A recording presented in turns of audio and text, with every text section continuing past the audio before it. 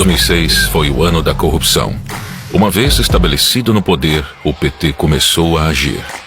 Que o Brasil votou sem medo de ser feliz. Nos primeiros anos do governo Lula, os esquemas de corrupção foram colocados em prática.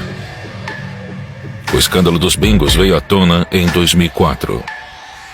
Em 2005, o escândalo dos Correios deu origem às investigações do Mensalão. No meio de tudo isso, ainda teve o caso conhecido como dólares na cueca. Em 2006, a máfia dos sanguessugas desviava dinheiro destinado à saúde.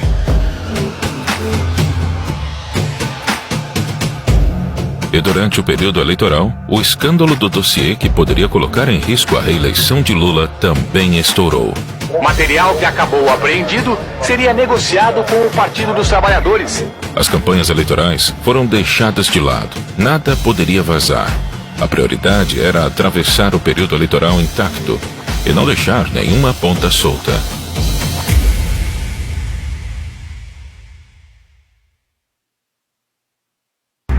Com o PT no poder, a esperança do brasileiro era de mudança. E a mudança aconteceu, mas só para os seus aliados políticos. Antes de Lula ser eleito, aconteceu a crise dos bingos. Valdomiro Diniz, na época presidente da Loteria do Estado do Rio de Janeiro, foi pego extorquindo empresários para enriquecer o PT. Um dos extorquidos, o bicheiro Carlinhos Cachoeira, gravou Valdomiro pedindo propina e garantindo em troca o monopólio de loterias virtuais. A promessa não foi cumprida e Cachoeira divulgou o vídeo em 2004. A fita de vídeo a que se referia o subprocurador foi gravada por Cachoeira em 2002. A crise desestabilizou pela primeira vez o governo Lula. A confissão de Valdomiro Diniz de que, de fato, tinha pedido dinheiro a Carlos Cachoeira para campanhas eleitorais e propina para um amigo. Quando o caso estourou, Valdomiro Diniz era assessor da Casa Civil, governada por José Dirceu, líder do PT. Diniz foi exonerado do cargo no mesmo dia. Para atenuar a crise, Lula passou uma medida provisória que proibiu o funcionamento de casas de jogos de azar.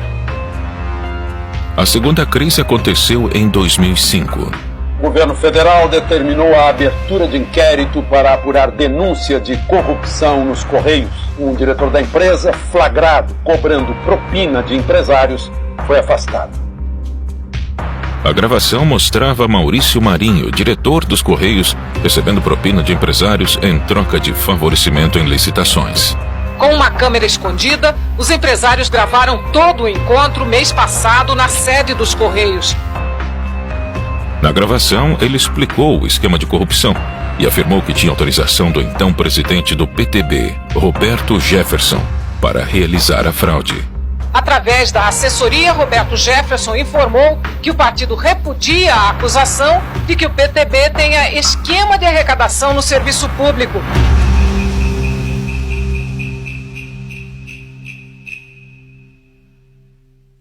Quando investigado pela CPI dos Correios, Roberto Jefferson abriu a boca. Cabe agora a Roberto Jefferson esclarecer o que diz, o que sabe e o que quer. Maior esquema de corrupção que eu vi nos últimos anos. Que a estatal desviava 3 milhões de reais por mês para o PT.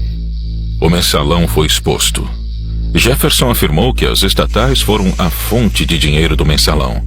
Licitações, cargos e indicações impulsionaram o esquema de corrupção. Quais são as joias da coroa, digamos assim, da administração federal? Petrobras, Furnas, Eletrobras, os fundos de pensão. Roberto Jefferson apareceu para depor.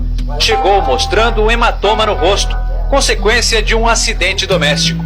Desconfie de quem não ouviu falar no Mensalão. Ou se omite por medo de enfrentar o que eu estou enfrentando aqui, ou recebe. Roberto Jefferson lançou acusações graves contra o governo. Afirmou que o PT pagava mesada para deputados de partidos aliados votarem a favor de projetos do governo. Ele fez de tudo para as investigações não chegarem ao nome de Lula. Ô Zé Dirceu, se você não sair daí rápido, você vai fazer réu um homem inocente que é o presidente Lula. Rápido, sai daí rápido, Zé. Pra você não fazer mal a um homem bom, correto, que eu tenho orgulho de ter apertado a mão. José Dirceu foi a testa de ferro do caso. Coloca o então ministro-chefe da Casa Civil em posição central, posição de organização e liderança da prática criminosa. Ele era a principal liderança do governo petista e aceitou ser responsabilizado por toda a articulação do esquema para salvar o presidente. O esquema envolvia também o tesoureiro do PT, Delúbio Soares, e o publicitário do governo, Marcos Valério. E assim surgiu a figura de Marcos Valério, e que seria o responsável pelo dinheiro do mensalão. O encontro de José Dirceu com o presidente do DMG, acompanhado de Valério e Delúbio Soares, ocorreu no dia 20 de fevereiro de 2003. Lula brincou de ator e fingiu surpresa com o caso. Estou convencido que esse negócio de mensalão mexer um pouco a folclore dentro do Congresso Nacional. Pode ter outro tipo de coisa que os deputados podem saber, mas eu não acredito que tenha mensalão. José Dirceu, da Casa Civil, foi o primeiro a deixar o ministério. Não me considero fora do governo, me considero parte integrante do governo. José Dirceu saiu da Casa Civil e Lula colocou uma antiga revolucionária do Partido dos Trabalhadores no cargo, Dilma Rousseff. É um compromisso comigo mesmo, de agradecer a todos aqueles que rezaram por mim, que fizeram orações por mim. Em meio ao mensalão, Adalberto Vieira, assessor do deputado José Guimarães do PT, foi detido pela Polícia Federal no aeroporto de Congonhas. Ele tinha R$200 mil em uma maleta e mais $100 mil na cueca. Os valores não declarados seriam usados para os pagamentos do mensalão. Um dirigente do PT foi preso em São Paulo ao tentar embarcar num voo para Fortaleza com R$200 mil e $100 mil. José Adalberto disse que a quantia era dele, mas não quis dar explicações sobre a origem. Brasília estava pegando fogo e a situação iria piorar.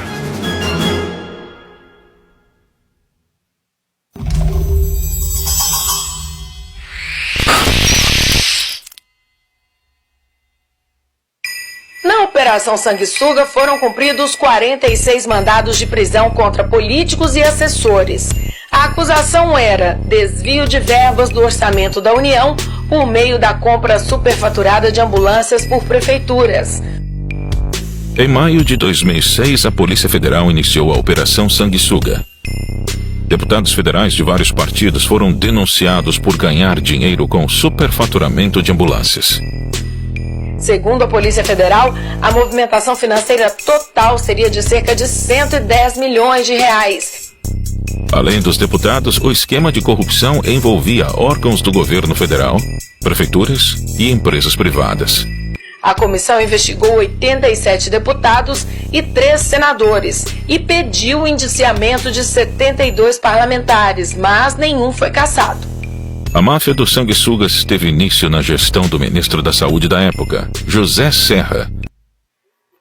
Em Cuiabá, a Polícia Federal abriu inquérito sobre a origem do dinheiro encontrado com Gedimar Pereira Passos e Valdebran Padilha. Os dois devem ser transferidos de São Paulo para Cuiabá ainda esta noite. Devem depor a Polícia Federal e ao Ministério Público Federal. Faltando um mês para o primeiro turno, outro escândalo surgiu. Os petistas Valdebran Padilha e Gedimar Pereira foram presos com R$1.700.000 no Hotel Ibis, em São Paulo.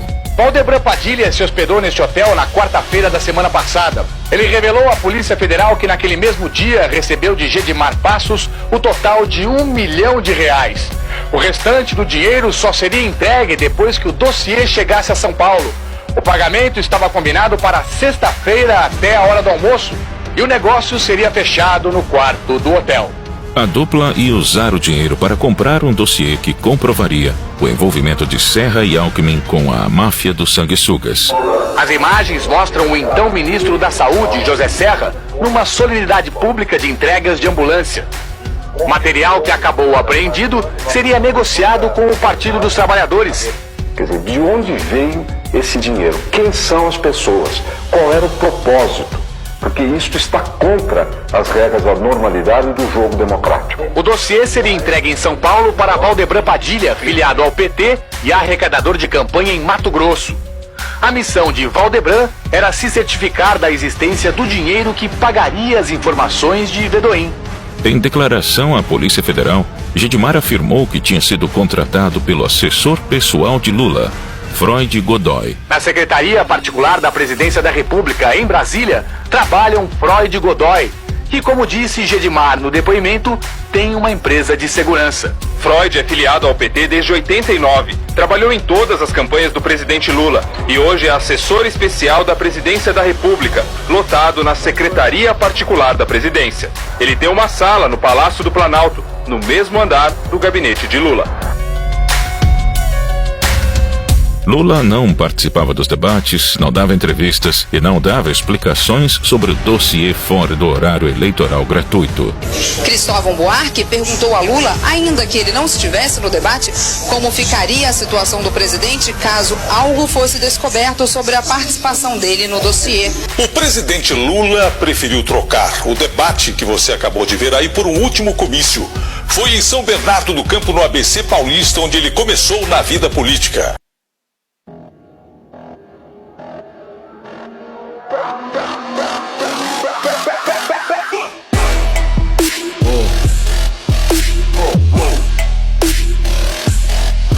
Estamos aumentando o IOF, que hoje é de 0,38%. E o conselho é evitar as manifestações, já que algumas terminaram em violência, e respeitar a orientação das autoridades locais. Estamos indo para 6%. Aí nós vamos ter que fazer cortes importantes no pacto. Como presidenta, eu tenho a obrigação tanto de ouvir a voz das ruas, como dialogar com todos os segmentos, mas tudo dentro dos primados da lei e da ordem, indispensáveis para a democracia. 12 anos de PT fizeram mal ao Brasil. As políticas de interferência governamental do governo Dilma minaram a economia. Aumento de gastos, intervenção em preços, rombo nas contas públicas, crédito liberado e escândalos de corrupção. O resultado não poderia ser outro. O Brasil entrou em recessão. Durante os 4 anos do governo de Dilma, a economia brasileira teve o pior resultado em 5 anos, a maior inflação e o menor crescimento desde então. 36% do PIB era devorado pelo Estado, e ao invés de diminuir gastos, o governo Dilma adquiriu mais empréstimos, mais subsídios e mais incentivos fiscais. Nos últimos 13 anos, o Partido dos Trabalhadores promoveu um inchaço do Estado brasileiro. Nesse período, o PT criou 40 empresas que aumentaram os gastos e ajudaram a provocar a crise fiscal do governo. A influente revista The Economist fez outra capa sobre o nosso país, desta vez perguntando se estragamos tudo. O número de funcionários das empresas públicas federais cresceu de 35 mil em 2002 para 67 mil este ano. A Copa do Mundo foi trazida ao Brasil com a promessa de impulsionar a economia e criar empregos. Mas na realidade, os estádios foram superfaturados em quase 30 bilhões de reais. E hoje estão sem uso. Há menos de 3 meses da Copa do Mundo, o Tribunal de Contas da União apontou indícios de superfaturamento de 431 milhões de reais. Estão a compra indevida de materiais e o valor cobrado para o transporte de pré-moldados no canteiro de obras. O Tribunal de Contas do Distrito Federal está investigando irregularidades na compra de ônibus para turistas da Copa do Mundo. Olha, o Tribunal de Contas do Estado apontou um superfaturamento e falhas nas obras do Maracanã para a Copa do Mundo daqui a menos de 2 meses. Os hospitais absolutamente depredados, sucatados, os médicos mal pagos, o corpo clínico deixa a desejar, falta dedicação para os pobres, nem falo das escolas, nem falo da segurança, mas o Mané Garrincha já está em 1 bilhão e 500, ninguém diz nada. Mas o Brasil está botando dinheiro do meu bolso, do seu bolso, e depois não tem para o velho carente, que precisa de uma cirurgia, para a criança, para os pobres do Brasil. Protesto generalizado, olha aí, olha a correria, olha a correria. A popularidade da então presidente Dilma Rousseff era assustadoramente baixa. Seu desgoverno enfureceu a população. Em 2013, o aumento de 20 centavos nas passagens de ônibus motivou o início de uma série de manifestações.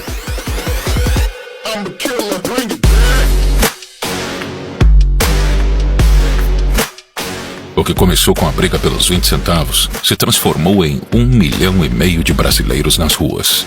Você vai vendo as esquinas das avenidas Presidente Vargas e Avenida Rio Branco. Está tudo paralisado no centro do Rio de Janeiro. A revolta não tinha um objetivo claro e diversos grupos aproveitaram o momento para legitimar suas ideias. Olha, desde o começo das manifestações, nenhuma das organizações aqui que estavam organizando tirou qualquer deliberação de restrição de partidos políticos, de bandeiras, de coisas desse tipo. E o partido tem que mais sair dos gabinetes e ir pra rua, ir pros movimentos. A consequência foi um caos nacional. O governo precisava tomar controle da situação. PSOL, PSTU e sindicatos financiados pelo PT bancaram black blocs para esvaziar os protestos. Os vândalos saqueavam, causavam incêndios e depredavam estabelecimentos. A ajuda financeira dessas organizações sindicais foi relatada por investigados e testemunhas na Operação Firewall, da Delegacia de Repressão aos Crimes de Informática.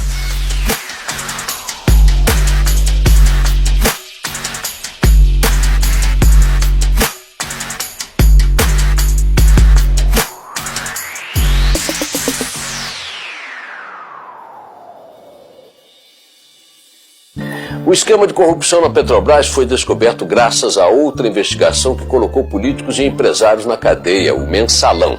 Documentos da Justiça Federal revelam que foi a apuração do esquema de compra de votos de parlamentares que levou à Operação Lava Jato. A eleição de 2014 foi muito parecida com a de 2006. A corrupção pautou as discussões daquele ano.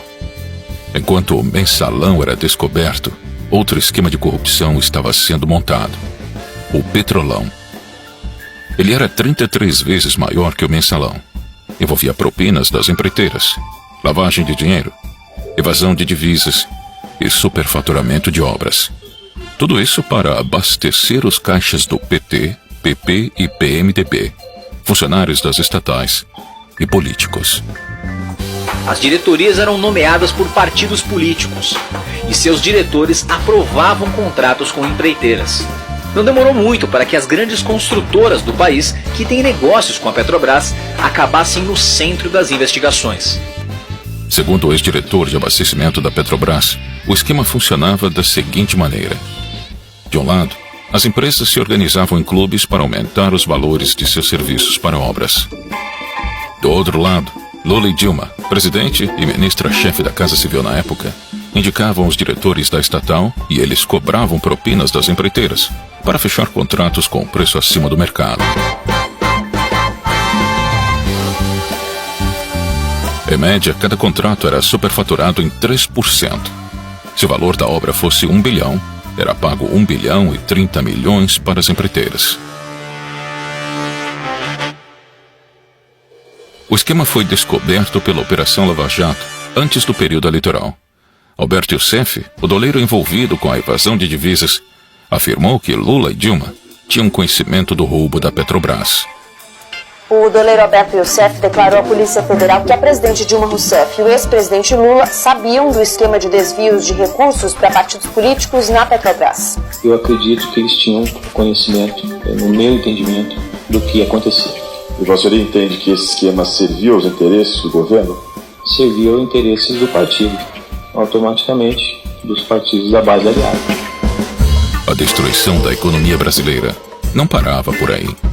O PT também roubava o Brasil, ajudando seus amigos políticos do exterior. O BNDES, um banco público, financiou de 2003 a 2015 as maiores empreiteiras do país para trabalhar fora do Brasil.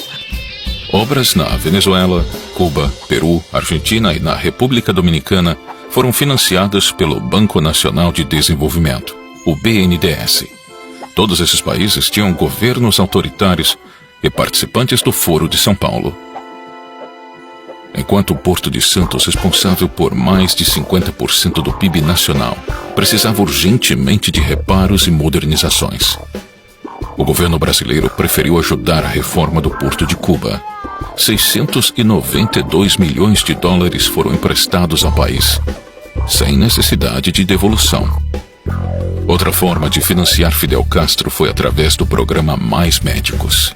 Nesse instante, a senhora Presidenta da República, Dilma Rousseff, sanciona a lei que institui o programa Mais Médicos. Cerca de 12 mil médicos cubanos foram trazidos para o Brasil.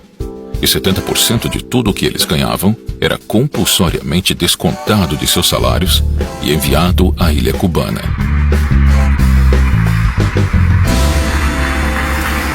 E assim começaria a disputa presidencial de 2014.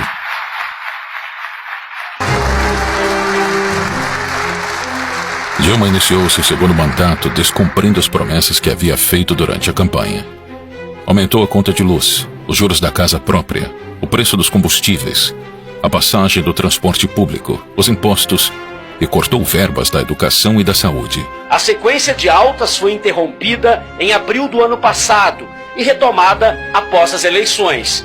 Hoje, a taxa está em quase 14%. Enquanto isso, a inflação que estava em 6% ao ano não cedeu. Ao contrário, ganhou fôlego e está no nível mais alto em 11 anos. A semana começou com uma notícia nada boa para os motoristas: o aumento no preço da gasolina.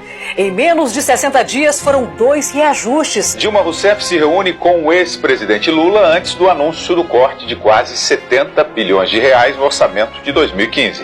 O desemprego ficou em 12% no último trimestre do ano passado e atingiu mais de 12 milhões de pessoas no país. É o maior índice desde 2012, quando foi criada a série do indicador da PNAD. Os maiores cortes ficarão com o PAC, Programa de Aceleração do Crescimento, 25 bilhões e 700 milhões de reais. Ministério das Cidades, 17,2 bilhões. Saúde, 11,8 bilhões. E Educação, 9,4 bilhões.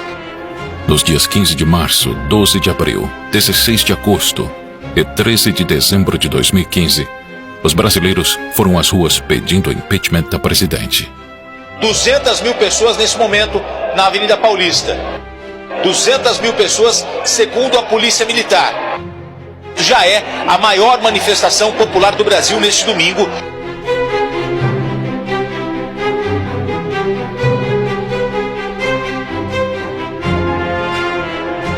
No mesmo ano, o TCU deu prazo para a presidente explicar uma série de irregularidades nas contas públicas de 2014, as chamadas pedaladas fiscais.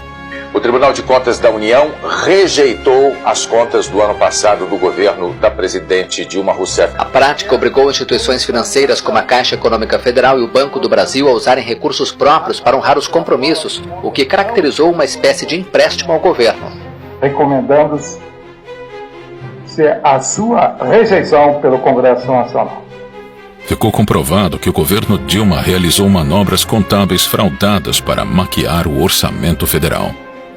No dia 31 de agosto de 2016, o processo de impeachment se encerrou com o afastamento de Dilma do cargo. Falta, portanto, um voto apenas para que o processo de impeachment prossiga para o Senado. Por isso eu digo ao Brasil, sim para o futuro! Já está, neste momento, às 11 horas e 7 minutos em Brasília, nesta noite de domingo, 17 de abril de 2016, a Câmara dos Deputados acaba de autorizar o prosseguimento do processo de impeachment da presidente Dilma Rousseff. E nesta quinta-feira, 12 de maio, às 6 horas e 33 minutos, o Senado aprovou, por 55 votos a favor e 22 contra, o afastamento da presidente Dilma Rousseff. Senado caça o mandato de Dilma Rousseff, mas preserva direitos políticos. 2 anos depois, Aécio Neves também virou réu na Operação Lava Jato. As empreiteiras investigadas admitiram a doação de quase 100 milhões de reais para ele e para Dilma. Por unanimidade, os ministros da primeira turma do Supremo Tribunal Federal tornaram réu o senador Aécio Neves, do PSDB, Ele agora será investigado numa ação penal por corrupção passiva e tentativa de atrapalhar as investigações da Lava Jato. A eleição de 2014 foi só mais um teatro. Os dois candidatos respondiam aos mesmos interesses. Independente de quem vencesse, o destino do Brasil seria o mesmo. Estado inflado, políticas populistas e demagógicas, corrupção e um país sendo governado para poucos.